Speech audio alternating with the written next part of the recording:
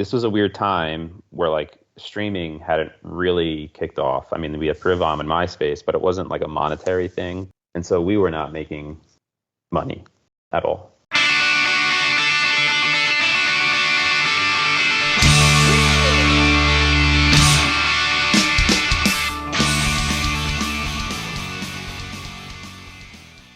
Welcome, everyone, to This Was The Scene, the podcast that takes a look back at the late 90s, early 2000 punk scene. I am your host, Mike Doyle. Before we start, this episode was recorded in January of this year, which is 2025. It was supposed to come out in March, but Greg asked me to keep pushing it back because they didn't know when the release was going to be, and you'll find out more about that in the interview.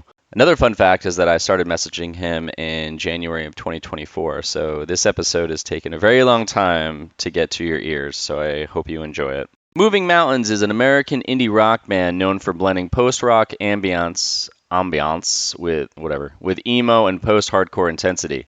Emerging from New York in 2005, they gained a devoted following with emotionally driven albums like Pneuma and Waves, praised for their cinematic soundscapes and introspective lyrics. Their music captures both quiet vulnerability and explosive power, earning them a lasting place in the hearts of fans across the alternative scene. I got Greg and Nick on the Skype, again, back in January of this year, and that's what we chat about. Recording their new record, Deep Elm Waves, why it takes so long to put out a record, their song Alleviate, Triple Crown Records, The Alley Money Story, Prawn, Taking Forever to Release Records, and a ton more. Check out their first full-length in 12 years called Pruning the Lower Limbs, which is set for release on June 27th of this year. Again, this is 2025 if you're going to hear this in the future, and that record will already be out. Featuring 10 tracks, including the haunting lead single Ghosts. Lastly, if you want to support the podcast, there's a bunch of ways you can do it. One of them is my Patreon, which is $1 a month. You can go to patreon.com/thiswasthescene. The other way is to go to thiswasthescene.com, and there is a donate button on the top, and there's other ways you can Venmo, you can PayPal, you can go to the Hunky Dory website in Raleigh and get me a gift card if you want, so I can get beers and vinyl. So basically, if you've been listening to this podcast for many moons and want to support me for doing this for free for now 7 years, then that would be really appreciated. Lastly, go follow my Instagram. It's where you can keep up on everything. It's where I post the most on stuff, and I answer all messages. So if you have a question or just want to say hello, then you can message me on there. So just look up This Was The Scene on Instagram. That's all I got to say, so feel free to subscribe, leave a review, and share this with anyone who'd love some punk rock nostalgia. With that said, let's get started. Greg, how long have I been trying to get you to do this? Yeah, a long time. It was kind of good though. It came at a time when, I mean, had you reached out like a couple years prior, obviously this wouldn't have happened. But you had reached out right when we kind of started talking about maybe doing the band again. So it was good timing. Although it took a couple months, but it was good timing. So this is going to come out after you guys announce what you guys are, or it's coming up. So I'm going to hold this until you give me the okay. But right now, since you had mentioned you were in talks of getting back together, does that mean touring or does that mean recording? Good question. I think when the last time we actually got together was, I think back in 2017, I think, right, Nick? We had done some reunion shows, I think with Foxing and I forget. But so we had done some shows, and then a good period of time went on after that where we were not doing anything. We kind of went on with our lives and our separate independent lives. But I had some songs that were sitting that were just kind of hanging out for years and years. I finally had committed to just going to a studio and trying to make something of them. At the time, it was just going to be a new project, a new solo project that I was working on. I had went out to DC and tracked the drums with Mike Kennedy from the Wonder Years. And we were planning just to have it be a new project. And as we were kind of recording it and as I was sharing it with some people were kind of getting in my ear about it sounding a little bit like Moving Mountains. And, it would be kind of silly not to make it Moving Mountains. That kind of sparked, conversations to be had and like what that might look like and what does that really mean. And then from there, it just kind of snowballed to where we are now. I feel like it's always a tricky situation when you already have an established name for decades. You do like a side project at some point. It never doesn't. Depending on, I mean, I think even bands, depending on the size or whoever the fuck they are, there's the side project always, I feel like doesn't get like that full response from the previous fan base. So is there like a part of that you kind of thought about, or do you even not care about that? No, that totally. You're definitely right about that. But at the same time, like some of my favorite, I think of like Jeremy Innick and like Sunny Day Real Estate, and like I look back, like some of my favorite music from them are really the Jeremy Innick records. And you look at Spotify and you see that there's like 1/20th of the monthly listeners than that of Sunny Day Real Estate. But there are times where like the side project records I often like more. But I think for us with Moving Mountains, I think we wrestled with this like releasing a record that wasn't the band on the record, and that would have been the first record that Nick didn't play on, and that we were kind of wrestling with what that meant, and at the end of the day, it didn't feel right. It also gave us an opportunity to be like, well, if this is going to be a Moving Mountains record, like let's actually do it properly, and let's kind of go back and get Nick on the record. We wrote some new songs, and mind you, we had a mixed and mastered record, and it was ready to go. In sort of the 11th hour, we decided just to scrap it. Nick and I went back into the studio and retracked just about everything. That was this time around, or that was a different recording? No, that was this time around. There was a version of the record that we have that was just me, and it was very different. And then part of it was like we were having conversations and we were reconnecting. Nick and I and Mitch and Kirby, I mean, we'd kind of been going on with our lives independently for a long time. So part of it was just like reconnecting, and like that was really cathartic and nice in and of itself too. But yeah, this time around we like literally went back into the recording studio and retracked everything. And that's what we have now. Well, I read that you and Nick have been doing this Moving Mountains since day one. I'm going to go back, kind of a good starting point, and take it back to both of you can kind of tell your story about how you guys individually got involved in the scene, and then we can start with how the band forms. So whoever wants to go first. Yeah. Yeah, I was thinking about this earlier. So, Greg, correct me if I'm wrong, but I mean, we met through the local scene. We went to different high schools, like town over kind of thing. My parents had a loft above our garage that we would have like various band practices in and all this stuff. Greg, I think you had a band at the time, or maybe you were playing with someone and you guys were practicing in my loft. Like you were like, oh, can I use your loft? You were waiting for our friend to show up. And I think we just like started playing like as we're waiting for this other person that you were playing with. And I feel like that was kind of the start of it. Is that right? Yeah, that's funny. I was thinking about this too, and I was like, I wonder what Nick's memory of this was. That is correct. You had a band. Yes. I didn't. We were going to use your space. You and I started playing. I kind of have this funny memory of us playing like fair weather songs or something. Like we were like just doing funny covers or something. Yeah. And then and then the rest of history. I was kind of like, well, you know what? Maybe we should play together. Shout out. Yeah. Shout out those other guys. And then I think I like shortly after that I quit. I was singing in a band at the time, which was, oh my God, it's just really embarrassing looking back on. And I'm like, oh wow, I'm so much better at playing drums than I am at singing. And I think that was the turning point. I'm like, this is what I'm meant to be doing, not singing. So I think shortly after my other band disbanded. Nick, were you already involved in the scene because you were just playing in a band and I got you involved in the scene? And Greg, were you involved in the scene before you started this band with Nick? So in our Westchester County, New York area, we were fortunate. We had a really great local production company called the Angry Penguin. Shout out Tony Estevez. We had just a really great local scene that brought in a lot of national touring acts, and that brought a lot of, like-minded folks from other schools together. We had that sort of organic scene existing prior to Moving Mountains, prior to, I had played in other bands and Nick had played in other bands too. So we kind of had that foundation there. Was that a venue? Because I'm looking it up right now. No, there was like a couple of VFWs that were used. There was like one legendary, it was like a weird nightclub. I think prior was like a go-go bar. It was like all different types of things, but we used it as like a music venue. And there were some like really great shows that went through there. But the Angry Penguin was the actual name of the production team that like booked all the shows. Do you remember any specific shows that you were going to at that time? Because what was this? This was like 2004, 2005? Yeah, right around there. They had Copeland come through, which was a big deal at the time. Yeah. Armor for Sleep was a big one. But again, it's like this was like basically a bar, and they would do like Sunday afternoon, 2 p.m. shows. So it was kind of like an earlier show, and a lot of local bands too.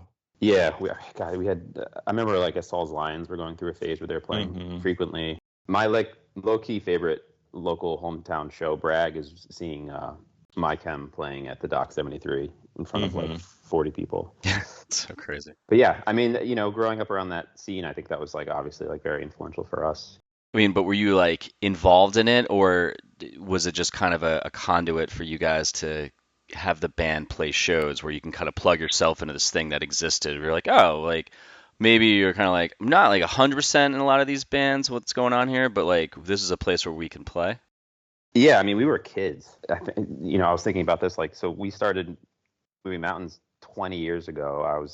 I'm 36. I was 16, and we were going to shows when I was like 15. So I think we were just so like we wanted to be in a band so that we could like play the shows and like involved like a lot of the bands that we saw that we were inspired by. So how do you say it? Is it Pneuma or Noma? Pneuma. Pneuma. Okay. Do you ever get people asking that question or no? Oh yeah. The two of you start playing, and like from that until leading up to Pneuma, like what does that look like? What happens there? It's hard to remember, but I think at that point our goal was not necessarily to even be like a full-time band or play shows. I think we just wanted to make a record, and so yeah, we recorded drums with Collation, right, Nick? In like Collation's garage. Yeah. Something. What's that? Who's that?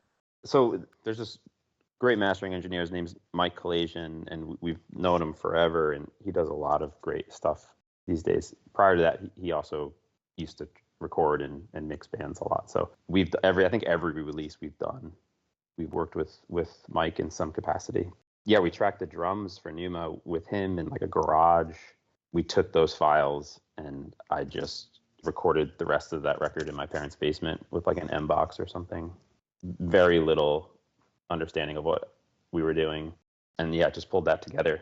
I think we got really lucky with Pneuma, because that was also like during a time where I feel like, especially with like post rock and like online communities and message boards, I feel like post rock was having a little bit of a moment, and we were kind of fortunate to be a part of that. I think that led us to being able to like have the record reissued with Deep Elm, which was like a huge deal for us at the time. I mean, we're like huge Appleseed Cast fans. I remember thinking like when we had signed with Deep Elm, I was like, oh my God, like we've made it. Like this is it. We did it. That was just like such a huge deal. I think we were just really lucky with that. I read something like the demo got leaked or something. Yeah, it's so hard to remember exactly what had happened. Prior to Pneuma, there was like a demo, like a 5-song demo or a version of Pneuma that existed that floated around and released somehow, and it was living in like these like post-rock community. Like it was pre-Reddit. I don't even know what these were. These like sort of like message boards in these forums, and that's how people first started hearing about us. How does someone like how do you leak that if you're it's like did you do it? Did a friend do it? Honestly, I don't remember. I think it was a friend. I don't really fully remember. I also like don't even know, like it's hard to talk about it now because like things were just so different 20 plus years ago. And like I was talking to someone last night about this, but like having your music leaked on like absolutepunk.net, that used to like be a big deal. That would like you get a lot of views if that happened to you, and I feel like a similar thing happened to us early on. I feel like you guys were like starting off at the right time. I mean, you have so much reach from MySpace and Pure Volume and all these sites. Prior to this, years prior, was just CDs and mixtapes, and it was passing shit along, and all of a sudden it was, then downloading's happening too. So did you guys see that as holy shit, like we're really lucky right now, or did it not even faze you? Yeah, I don't know that it necessarily phased us. I mean, so like up until this point, like we weren't playing shows. We just made a record and we just put it on the internet, and that was kind of all up until that point, all that we did. I do think that we were lucky. We were fortunate that it had the small reach that it did. I mean, it was enough reach that it allowed us to continue the band. Like enough people liked it, and working with Deep Elm gave us enough confidence to keep going. Does Deep Elm, like getting on there, does that start you guys? Did they say you guys need to play shows, or did you just think like, oh, well, we're on this cool label, like we should start playing shows? I think it gave us the confidence, right? And Nick, I feel like I might be. Hopefully, I'm not messing up the timeline of all this, but I feel like at that point, we had Mitch was in the band at that point, and Frank, and we were. I can't remember. I don't even remember when our first show was. Yeah, the very first show, I can't even recall. I mean, like, I don't know. We played a lot of like schools in the area, maybe like a local school or something. There are a few moments that I feel like, okay, I was like, okay, we're on to something. One obviously was having Deep Elm reissue Pneuma, but then the other one was when we got asked to open for Thursday at Toad's Place. And I remember thinking like that was like such a huge deal, partly because like Thursday is one of my all-time favorite bands. I think like even having recognition, even being like in that same space, in the same conversation, just playing one show, opening up this show was like such a huge deal. And that was pretty early on too. I can't remember what year it was, but that was very early on.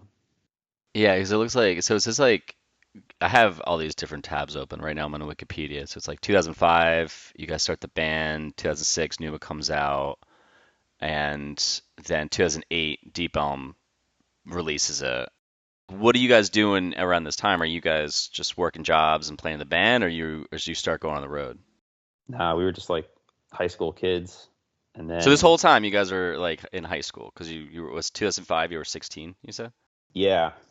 I didn't graduate high school until 2007, and then we all went to Purchase College together after high school. So like the band continued through college because we all went to college together, and we didn't really start like full-time touring until sophomore year of college was when we stopped college, which was 2009. So this is after you put out Forward, your EP. Yep. So it was kind of like, it sounds like the band was kind of just a thing you were doing on the side, and everything it just kind of balanced with college and life. And then what like changes where you guys quit college and you're like, all right, let's like make this into something? I think that I think our first actual tour, like our first tour outside of the East Coast. I mean, and we had done like a bunch of small East Coast runs with a lot of bands, but I think the first time we like truly left the East Coast and did a proper full US tour was opening for Say Anything, and it was Say Anything, Moneen, and Isley. And I think at that point we were like, we should probably get out of college and just tour. And then that started years of doing a lot of full US tours. What year was that? I want to say it was 2009. I think I was at that show. Did you guys play a show at Irving Plaza in New York City? I don't think we did with Say Anything. I don't think we did Irving with them. Because I saw Say Anything in Isley on that tour. It was another band. I think there was only like one other band. But yeah, I remember being at that show. I don't remember seeing you guys though. You know what? I think it's funny enough, like I think we dropped off. Like I think we only did half of it, and I think we ended, like it brought us back to New York, and then like we didn't play New York. Nick, am I remembering that right? I think that's right. I don't think we played Irving. No, we didn't. That was a good show. It was packed. But I think did Moneen stay on? I don't know. I never I never got into those guys, so I don't think I really paid attention, unless you were talking to Nick there. Well, first you got to go back and you got to revisit those records. There are some bands, like I just did a Blood Brothers interview, and I was talking to him, and I'm like, hey man, I'm not gonna lie, I'm like, I didn't really give you guys a chance back then. I'm like, but I've just been super into you for like the last fucking 4 months. And he's like, oh, well, better late than never. So, there was something, I know, I had this thing in the early 2000s or the early mid 2000s when all the newer bands were coming out. And I think what hurt it with me trying to listen, I mean, I definitely listened to a lot of newer stuff. I was into like Take Back Sunday and Brand New and Say Anything and Isley and all that. But I don't know, some bands, when they just dressed a certain way or they just got theatrical. And for some reason, I thought Moneen was like that, weren't they? No, they were just some. Maybe I'm mixing them up with this other band.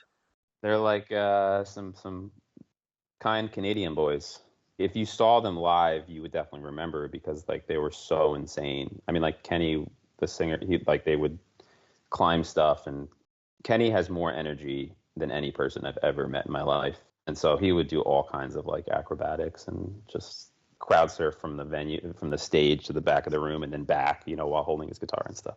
Did you guys like look at stuff like that, and did it help? I asked this in another interview recently. Like watching the bands that you were on the road with, did you guys pick little pieces from their live show, or did you kind of just keep your heads down, do your own thing? Like Nick got all theatrical behind the drum set, just swirling his sticks and shit. Yeah, I don't know. Like there was always sometimes you'd just be on the road and you see the band, you're like, man, they just got that. And it's not like you would steal it, but you'd find yourself thinking more about your own stage presence a little bit and kind of advancing on it or pushing yourself a little bit more because they're doing it. Yeah, I think I used to take more about how to carry yourself as like a professional musician, and like I think watching, especially like touring bands when they've been doing it long enough and they're just so efficient and kind, and like they know how to be a band behind the scenes. I think like that was a bit more inspiring than necessarily like being inspired about like how bands were like, because so much of that is a crowd interaction, and so it's like you could watch a band like Thursday, especially in those earlier years, just like absolutely crush, have some of the most electric performances. That happens because the crowd is having this incredible experience with the music. I think a Movie Mountain show would never quite be like that, just because our music is different. And as much as I would love to be able to like copy what a lot of bands do, and it's not often on you. It's kind of often the crowd sort of dictates what it looks like.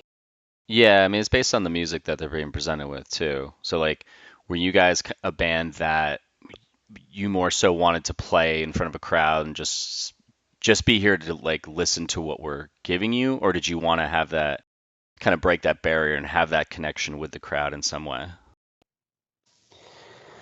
I think it changed which record we were working on. I think when we were doing Waves, which was a little bit of a departure, we kind of had a bit of a sound shift on that record. I think that was definitely at that point we were touring a lot and naturally wrote a much heavier record that sort of translated a little bit better live. And so, yeah, I guess to what you're saying, touring with Thursday and Thrice and all these bands probably did have a bit of an impact on kind of how we navigated creatively with the Waves record, just because it was so much more of a live record. Yeah, that record is fucking kick ass, man. It's so good. Thank you. Yeah, that's how I found out about you guys. I think I was either on like a Spotify suggestion. I think I was away from Pandora at this time, but Where Two Bodies Lie, that song came on something. I was like, what the fuck is this? Immediately fell in love with that song. Talk about that record. Like what, so at this point you guys been touring for a while, you're touring with bigger bands, your sound develops into this record. How did this record come about? Was it like, were you writing on the road? Did you like sit down together and write the whole thing out? Like, how did it come about? So at that point in time, we were all not, God, I can't remember. We had like a house. We were all living in a house at that point, and we had this sort of unfinished basement that we brought in like a 50-channel mixing console. That's where we made Waves, actually. And I think a Prawn record was made down there too. Yeah, I talked to those guys and they said that you guys produced one of their records. Kirby did. Well, yeah, we both did. Yeah, Kirby. So Kirby did the first one, and then I had done a couple EPs with them, and then one of their records I did too. Yeah, that was our first Triple Crown release. We had signed to that label instead of taking a album, in advance and going to a recording studio. We just opted to build a studio in the house that we were living in. Wrote and recorded that in that house. I don't, it's our process of writing is unusual because like from the very beginning, we never really wrote a lot of our music as like we get into a room and we write all these songs. Our process has always been sort of this like iteration of tracking and recording and making adjustments and changes and just doing that over and over and over again. And I think that's how all of our records have come together. And that was certainly the case with Waves. It took us forever.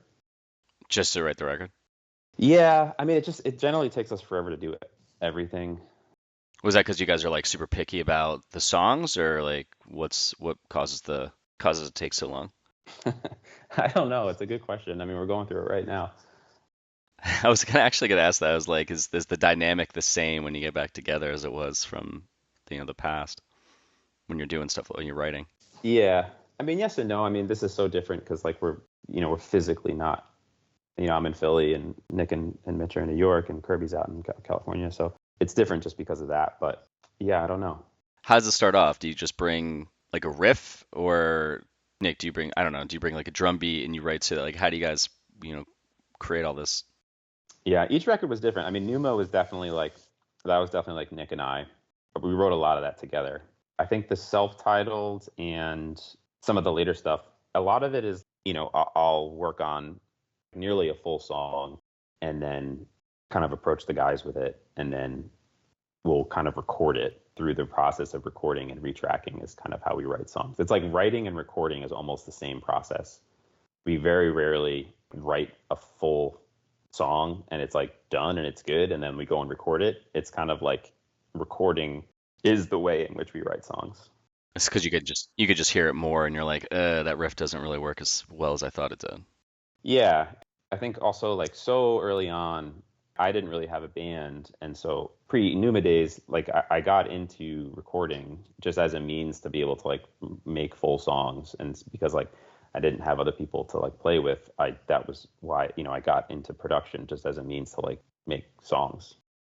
And I think that kind of carried through Moving Mountains from the beginning, in that like we've always been able to record our own music. And that's just how we write. Just kind of go back to Where Two Bodies Lie. When you came up with that song, were you guys like, oh, we got a fucking hit here? I don't think so. And I think Waves was probably the most collaborative of all the records.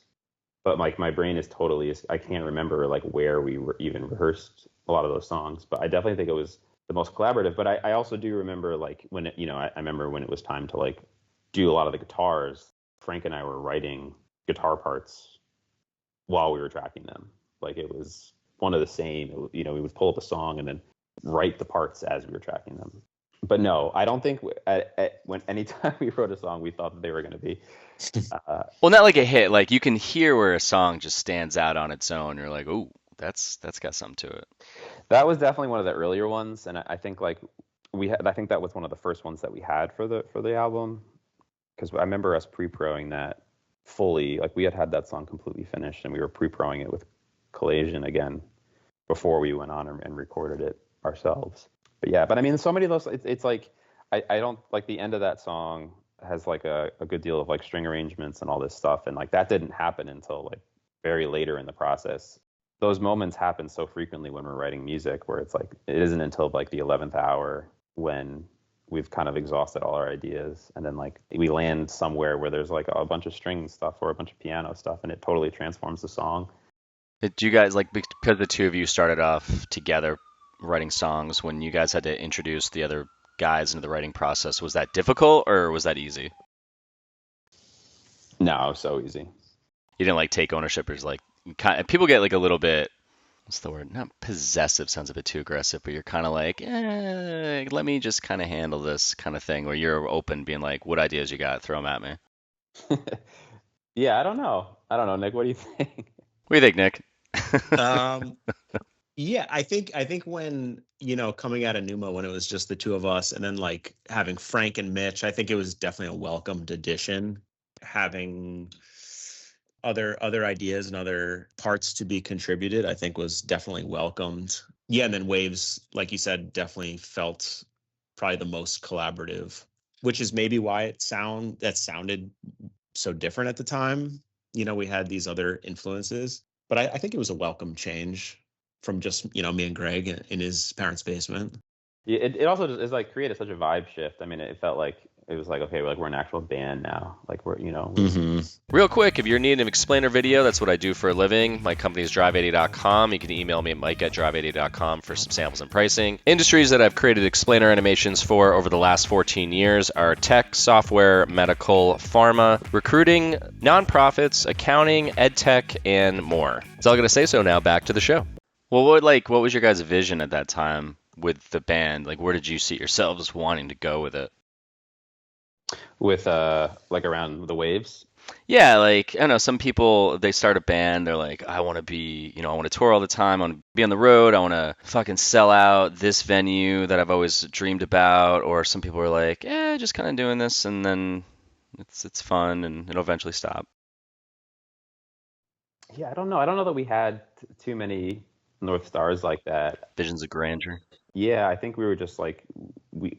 I think we were just so excited to be playing with so many, opening for so many tours for so many bands that we loved growing up. So like that was just so exciting. Obviously we loved to travel. Being able to travel while playing music was also just kind of a dream for us. I do feel like when we were really touring a lot, it often felt like we were either too late for our scene, but also in some way too early. I felt like we just like it to some degree we were at the perfect time for getting our music out there on the internet, but also at the same time it felt like we had missed the boat with some of the touring opportunities. Like I feel like a lot of our favorite bands like were no longer touring. Or I often think back to like when we were doing like the Vans Warped Tour, and that was pretty challenging for us. Why? Because the style of music that you were playing with, or just being on 10-hour drives in like 100-degree heat? Yeah, I think all the above. I think like, I mean, but like that was a welcome challenge. I mean, we it's totally when you're doing, we don't mind like doing the driving and all that, but I think like that was definitely a difficult time to be. I mean, it was just such a weird time. But when the type of band we were and the type of music we were playing and the type of, I feel like, philosophies we had about music and the Vans Warped Tour and what was going on then was like, it was a weird time. That doesn't seem like it fits like at all. Just like knowing what you guys sound like and knowing what the Vans Warped Tour was putting out. It's helpful to have a band diversity. Not like you guys were so far off, but it feels like the crowd would have been a little challenging to win over. Yeah, it was. Yeah, that was definitely a tough tour. We were looking back, like it was an amazing experience, and we met some amazing people. I mean, we shared the stage with the Wonder Years, and they were like our saving grace on that tour. They were just such great guys, and the friendships have lasted until present day. I mean, those guys live in Philly, and they're some of my close friends. But yeah, trying to like play like 8-minute post rock songs on this a stage next to other stuff that happens at the Vans Warped Tour, that was pretty tough.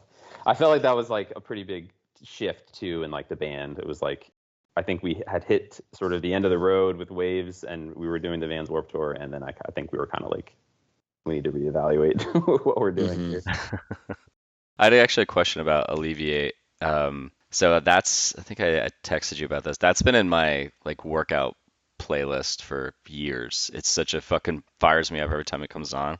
That part where you yell when you did that and when you're playing it live, where you kind of like, fuck, I gotta do this and blow my voice out, or was that never an issue?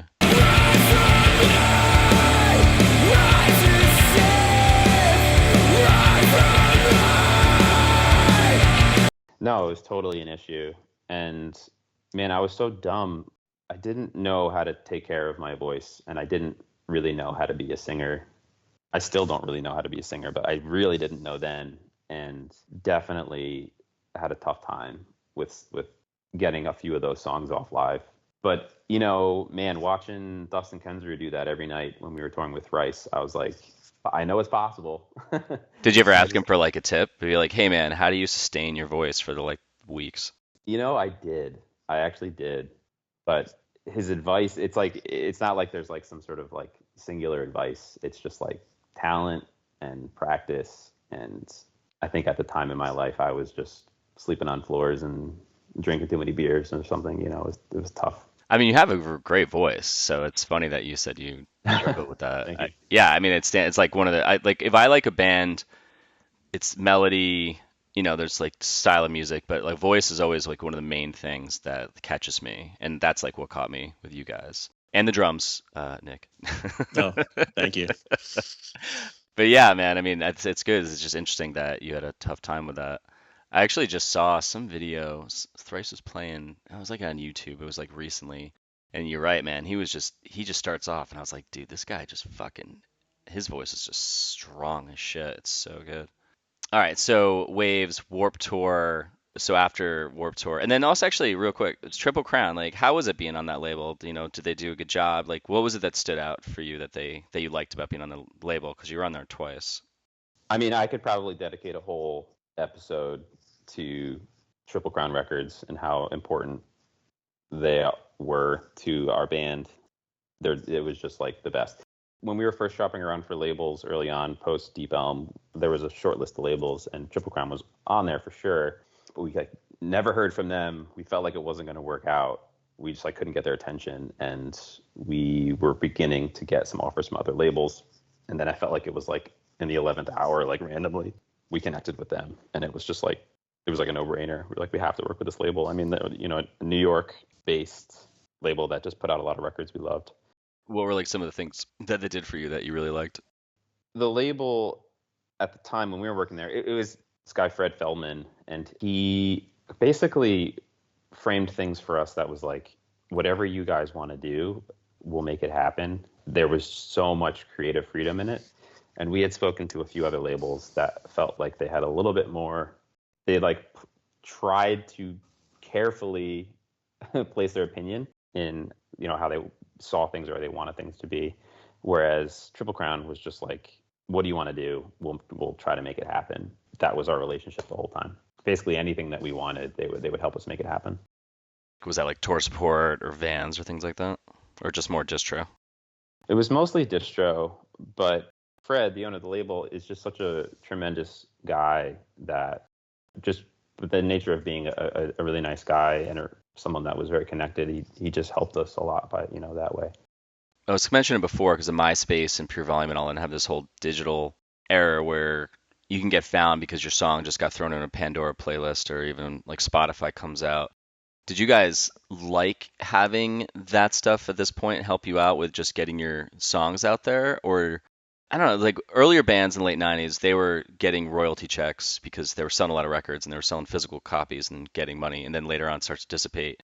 So when you guys start, you kind of don't really have that happening with CD sales, right?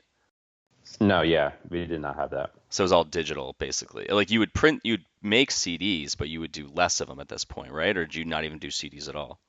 It was a weird time. They were still doing CDs and we were doing vinyl, but this was a weird time where streaming hadn't really kicked off. I mean, we had Privom and MySpace, but it wasn't a monetary thing. And so we were not making money at all. Did you guys going on the road though and you're selling merch? Is this the point? This the time where the label's taking a cut of the merch, or did you guys not have to deal with that yet? No. I mean, we had different deals. I mean, we would buy. It wasn't necessarily the label would take a cut. We would buy merch from the label at cost and then to sell ourselves. But obviously, we you're always running, sneaking out of the venues so that the venues don't take a cut of your merch that you're selling. Even then, I mean, Moving Mountains, we never made money, and we were never. This was never a means to an end for us. I mean, we would do fairly large U.S. tours and make $0. Why was that? I don't know. I'm the last, so I'm the worst person to ask about these types of questions. This is very much a Josh Kirby question. Who would know? I was not the person that was in charge of or in the know of what we were getting paid or how much merch we were selling. But this was definitely a labor of love and an experience that we all love to do, and that's what sort of drove us to continue doing it. Did it kind of cause a little stress on you guys though? If you're out on the road and you're not making any money, I mean, at some point that's got to be all right, this fucking sucks. Or did you just you're fuck it, this is fun, who cares? I think it was fuck it, who cares, this is fun. Yeah, I mean, we always we joke. One of our favorite stories is when we were in Europe, and Nick, help me if I say this incorrectly, but I remember we were walking from somewhere. I think maybe we had just eaten dinner or something, and we were walking down this this sort of alleyway, and there was money. There was all these euros flying everywhere or something, and we were like, "Oh my God, this is amazing!" All this money is flying everywhere, and we were getting on our hands and knees and picking it up and whatever. We were what is going on? And then what was it? Kirby maybe had realized that the wad of cash that he had fallen out of his pocket 30 minutes prior, and it was this moment where money that we had just lost, and it flew into the wind. And then like later on, we came back and saw it, and we were grabbing it, and we were all so excited. And it was like, this is such a perfect moment, of kind of like how silly we are. And, Oh my God. Jesus. but whatever, it didn't matter. Yeah, we didn't care.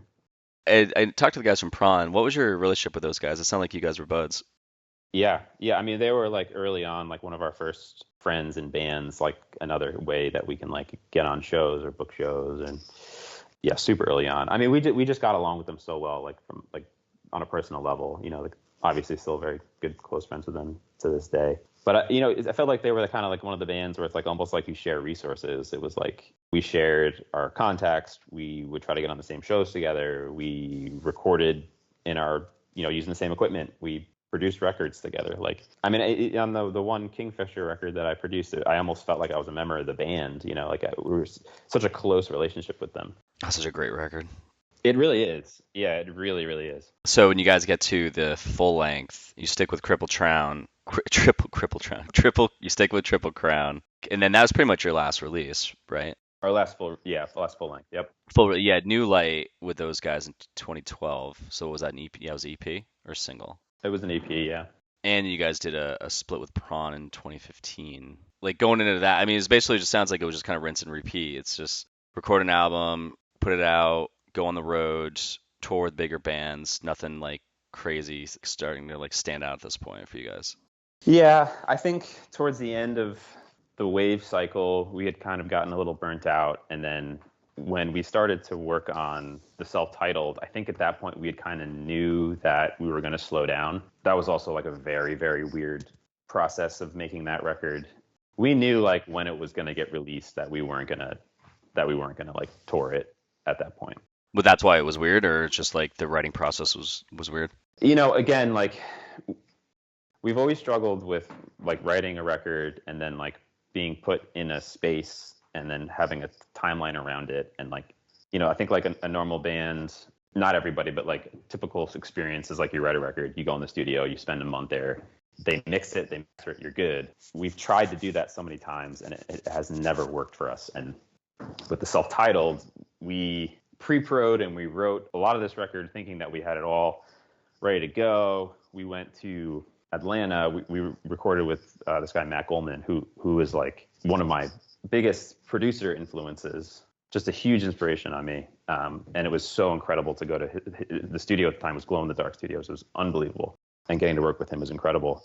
So we spent a month recording there, and then realized when we got home that it was like we're only 40% of the way there. And then spent another, I don't even remember, probably 6 months, 7 months finishing the record back at home. And it just took forever. It took forever. What causes you guys to take a really long time with like recording? I don't know. It's probably mostly my fault. Sometimes it's like you write a guitar part or you write a vocal part, and then you go and then you record it and then you listen back to it and you're like, maybe that wasn't right. And then you just redo it and you redo it and you keep doing that. You keep doing that until eventually you get tired of doing it, and then it's done when you just can't even listen to it anymore. Nick, are you like that with your drums, where you like go back and have to redo them, or do you pretty much that's good, I'm good? I feel like during the process, I'll be like, that's good. I'll often find myself like the record will be done, it'll be out for a few months, and I'll listen back and I'll be like, I would have played this part differently. Also playing live too, like once you start playing the songs at shows and like getting really warmed up to them, I feel like that's when I start to reconsider. But of course, at that point it's too late. The record's done. But in the studio, I would say I'm pretty not too picky. Things get laid down, sound good, move on. I feel like it's gotta be kind of hard though for drums, because you can't be, it's drums, then bass, and guitars, then lead and all that shit. You can't be like towards like lead guitars and you're like, wait a minute, we gotta change this like one section of the song. Yeah. No, it's probably a blessing. I mean, Nick's rock solid, so it's probably a blessing, because if Nick, if you were changing your drum parts as often as I was changing guitar parts, we would never have finished records. We would never finish a record. Yeah. Well, Nick, would you step in and when Greg was like, or any of the guys were like, oh, we got to change this, were you just like, yo, it's good, stop? Uh, maybe once or twice, but I mean, I kind of let the guys kind of go with it. And Greg, I feel like Greg's process is there's a lot of iterations. And again, that's kind of just part of the Move Mouse sound, I think. It just takes, iterations to get there. So I'm usually pretty patient with that.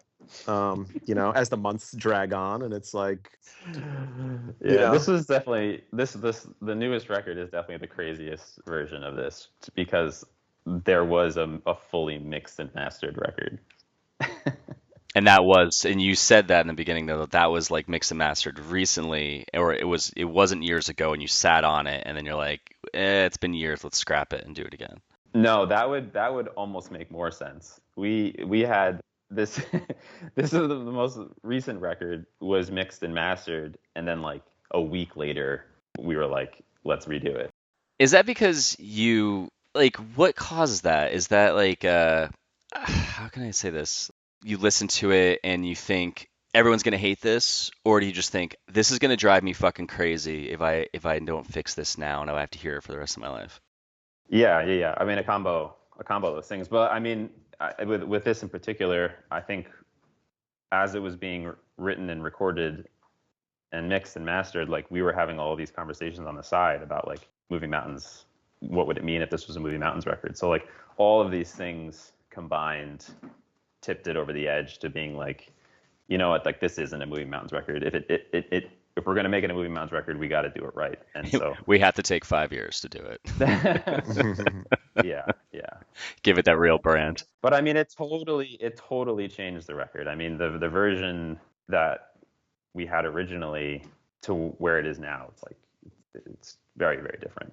There are moments with Waves that I really struggle with. I have a really hard time listening to it for that reason. I mean, I wish so badly that I could go back and redo so much of it. And I know that feeling so well that with this record, I was telling myself that there's no timeline, there's no label, there's no anything. If it takes me 2 years, then that's, 10 years from now, I'll feel good about that. Well, when you guys like release an album and it's done, especially now since, well, I mean, you probably will maybe play shows or whatever you're going to do. When it's done, do you go back and listen to it and enjoy it, or you just kind of just shelve it and like, I don't want to hear it. It's done. Just someone else listen to it.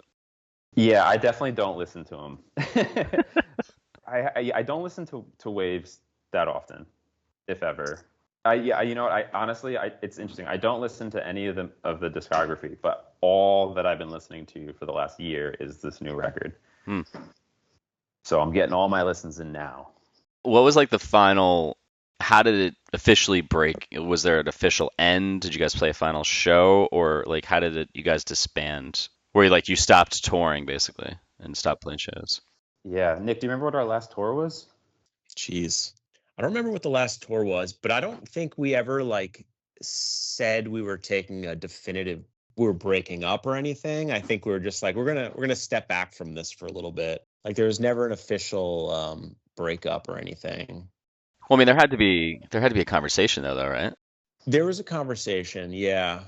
I think it was a mix of Greg, you and I were maybe a little more worn out on touring, and of course, this whole time, I mean, we all had side gigs and side jobs, and I don't know, maybe we felt that those things were to balance both was a bit much at the time. Well, how old are you guys? Are like your mid-20s at this point, right? When the band breaks up. Yeah, I guess that's right. Oh, okay, so that's like normal. I mean, it wasn't like you were in your mid-30s, because that's what you are now, right? You guys are in mid-30s. Yeah, but we were always kind of. I felt like even when we were touring a lot, we were kind of. I don't know. I felt like we were kind of old souls in a way. We were very quiet in the green room, just doing our own thing, and I think that we loved touring, but I don't know that we were completely cut out like a lot of other true road warrior bands are. You just sat back and watch everybody put all the product in their hair. Actually, but yeah, I would say pretty much late, around 2009, 2010. That's where more of the Against Me's, and I always call them the beer punk bands, kind of start to really come about to take away from the fashion show. So it's you guys are kind of playing with that too, right?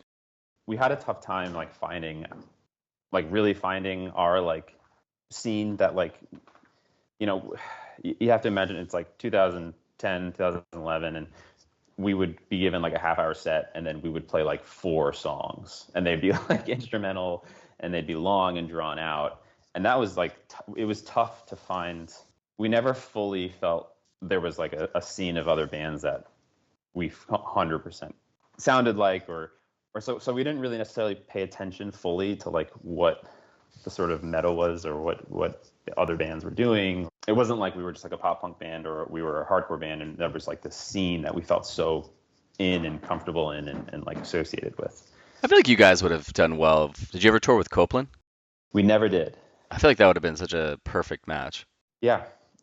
And I mean, Copeland loved them, and that's another reason why we, you know, like I was saying, talking about Matt Goldman, I mean, some of those Copeland records, the way they sounded and the production that Matt Goldman did, like definitely inspired us. Oh, hell yeah. Well, cool, man. So, all right. So actually, I guess I'll leave this for the plug part. Before I ask the last 2 questions, which will be plugs and stuff, is there a story you've always wanted to tell that you've never gotten a chance to tell before that you'd like to tell now? I don't think so. You're like, nope. I could be just like some funny story from tour or recording, or some like, I don't know, or it could be nothing. Yeah, you know, I don't know. I think people might be disappointed to learn that we don't have that many exciting stories, and that we just would like read books in the green room or something, you know. You're like, well, there's that one time we killed a man, but yeah. Talk about that. What did you guys ever get a chance to tour Europe, or was it just all in the States? We did. We did Europe. We didn't do UK. We did like mainland Europe, and then we did. We actually toured Russia. Oh wow! Which is kind of crazy. There's the suitcase story, Greg. That might be worth telling. So yeah, we're in Europe. Russia was like, we had a couple dates in Russia. It was the tail end of it, and you know, first time in Europe, our only time touring there, but that was like just total eye-opening experience, like crazy. You're in many other countries, and we fly to Russia at the end of this tour. Greg's suitcase doesn't show up, and we're already like road worn, tired, you know, like kind of ready to go home, and we're like, oh, we have to do these dates in Russia. It's like, this is crazy.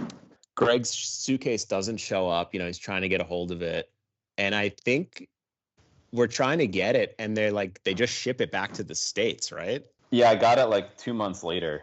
Hey, they shipped it back home. Yeah, so I did the whole Russia leg without a suitcase. Oh God. Yeah, it was terrible. Yeah. And then like my pedal, like I remember like my pedal board got like smashed. I think I might have left it locked by accident, and you know, like the TSA always have those like universal locks, those keys that can just open up your flight cases. Like they didn't have it, Kyiv or whatever airport we were flying out of, and so they just smashed it open. So I had like a totally busted pedal board and then I had no suitcase, and I did St. Petersburg and Moscow, and yeah, that was rough. Oh God, the fuck is that? How are the shows? How are the crowds in Russia? It was awesome, actually. Definitely, we were so burnt out at that point, like Nick said, at the end of this like mainland Russian tour or mainland European tour, that when we had to go to Russia, we were so burnt out. But when we got there, it was like people were so excited and so receptive, and honestly, some of my fondest touring memories were in Russia. Yeah, I feel like I don't know, maybe they don't get as much music as everyone else, so I feel like they'd probably be starving for it if that's the case. Yeah, they were really, really excited. But, you know, Europe was funny. I mean, sometimes, you know, we would play one good show. I mean, like, I think the majority of our time there, we were playing in front of like 2 people, 3 people. Oh, God. Sometimes we would just like, we would just practice. No, Russia was awesome. All right, guys, last 2 questions before I ask the last one. What would you like to plug? It could be about you. It could be about a friend or a cause. It could be about all of them. Oh, dang. I wish I came prepared. I don't think I have anything. Well, I mean, do you have somewhat of an idea of when the release would be? Like, is it going to come out in vinyl? Like, what, you know, how's any information about that?